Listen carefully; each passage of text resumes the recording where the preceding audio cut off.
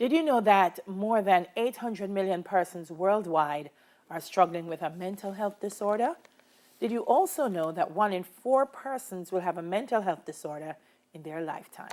And here to speak to us about mental health this morning is mental health advocate and speaker Stasian Virtue, who will share some more info and some tips that can help parents and children as we jump into another semester of school. Welcome, Stasian, to 10 Minutes to Your Health. Morning.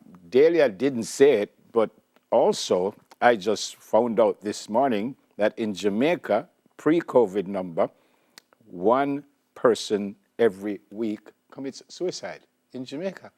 57 for the year. Absolutely. I didn't know that.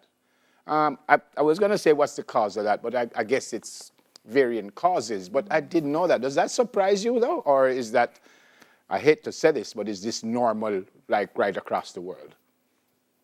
No, it's not normal. And believe it or not, Neville, our rate is a little bit lower than the global average. Globally, what we have a problem with is murder. Our crime rate is what is exorbitantly high, which is also a reflection of the mental health status around the island. We still are not relating well with each other. Yeah. What are some of the reasons you would have heard, for us, I say us, killing ourselves? And is there an age group here that we're talking about? Is it a younger person, a middle-aged person, an older person? Who are we talking about? Well, suicide by itself, it does not discriminate. Mental health is an everybody problem. So it's hard to pick on a demographic or hard to pick on an age group. The fact of the matter is that women will handle our stresses differently. So we will endure stress and anxiety and depression for a longer time, while men who are more action-oriented actually successfully, I don't want to say successfully, but they complete suicide more often than women. But the overarching mental health problem is very unbiased. It no hold no prisoner, it take everybody. Yeah. When we say mental health, Stasian, let's define it, because I think every time someone hears mental health, it means something different. So when you say mental health, what do you mean?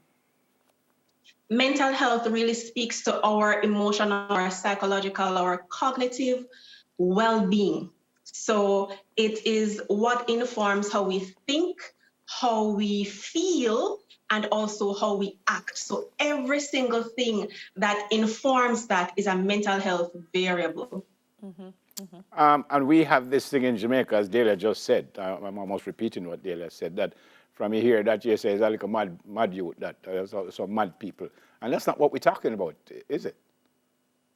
No, we're talking about you and me, Neville, because we think, feel, and act, right? You know, and regrettably, many of the persons that we call mad are just homeless. Yeah. But at least 1 in 4 person will have a mental health strain or disorder in a given year, any given year. So this year, I could be the 1 in 4. Next year, someone else could be the 1 in 4. And frankly speaking, we are seeing one of the largest crises of the century. I think since World War II, the COVID pandemic is the only other thing to have happened to impact the entire world. So the numbers actually move from 1 in 4 to by 33%. So all disorders, all stresses, all strains have been exacerbated by a whole 33% for me, you, and the old lady. Yeah. Is that the mental health challenge that we face here in Jamaica, Stasian, that for the individual, they don't recognize that what is happening to me is a mental health challenge, and that I need to address it either by getting help, but recognizing that I have a mental health challenge, and also that when it goes to an extremity, people stigmatize.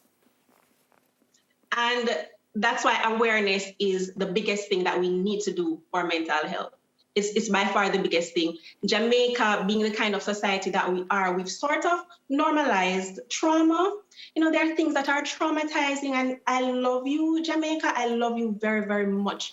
But you're experiencing some traumas that you don't know that it's a trauma, you know. You don't know that it's not normal nor healthy to, or maybe normal, but it's not healthy to to hear gunshots so often. It's not doing you any good. It was never beneficial. It's not normal to be so closely associated with poverty. That is traumatic too. It informs how you spend money. It informs how you think of risk and recklessness and how you care for your own self. So yes, awareness is number one, so that you can know that it's not just about being a mad person. It's not about bipolar and schizophrenia. Those are extremes, and there are way less persons impacted by that as opposed to the 232 million persons impacted by anxiety and stress disorders around the world. So Yeah, speaking of anxiety, my in preparing for this, it says since the pandemic, anxiety and depression has increased by 33%. What do you say to parents who might not even realize that? One of my sons, very, very quiet, very quiet. And I remember he was staying with my mom once, and my mom called me and said, "Your son all right?" I'm going to say, "Yeah." I said, "Why?" She said, "Him don't talk to me." And I said, "Him don't talk to me either." And she said, "Well, something not right with that, but that's his personality." So what about the parents who might not even realize that something has changed with the girl or the boy? What do you tell them? ask. The very first thing to do is ask. Just ask, how are you feeling? And if that question is a little bit too big, ask a more specific question. Like, when you started online school, is it harder to do your homework now than before? And based on the response, you say, what makes it harder? Or they say, no, it's not harder. You can ask them, are you actually doing your homework now that you're doing school from home? And what makes it easier? So this can help you to tap in to what your child is really feeling. I am one of those child, and I say I'm a child of a mom, right? As old as I am, and I don't speak a lot either. I was always locked away with a book. So mommy always had to pry. And parents may not want to get too inquisitive nowadays, but pry, ask, what are you feeling? Why are you in here all day?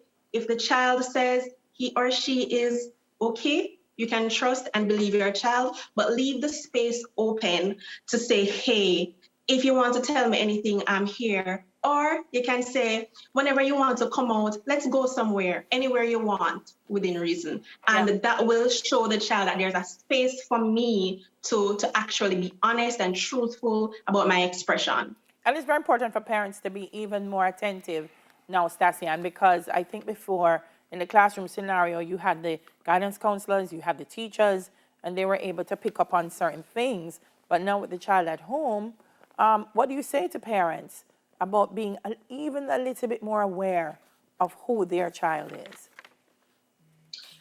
This is the one that I think will take continued learning for parents, because it's their first time working from home too, for many parents, right? And we don't want to throw our parents under the bus, but it's something that will take some time. You just get to know your child. So do their activities with them, engage with them.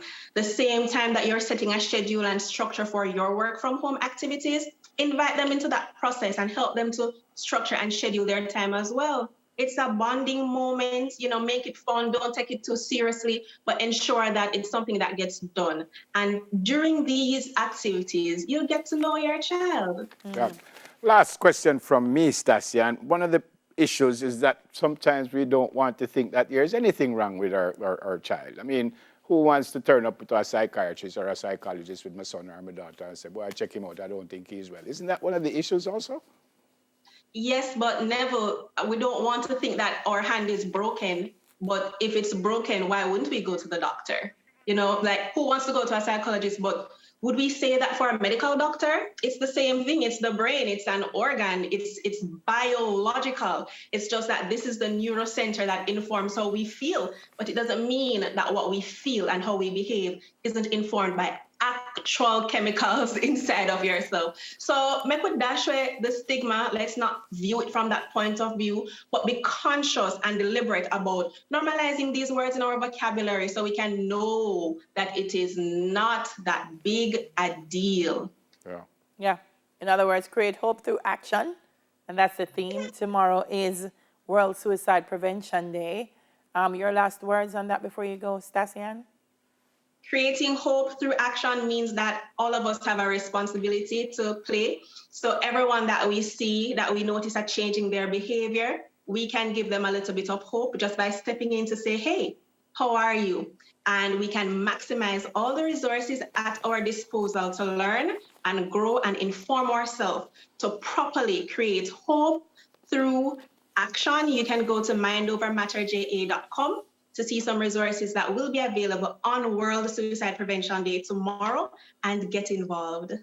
I'm impressed. You know your stuff. Thank you so much.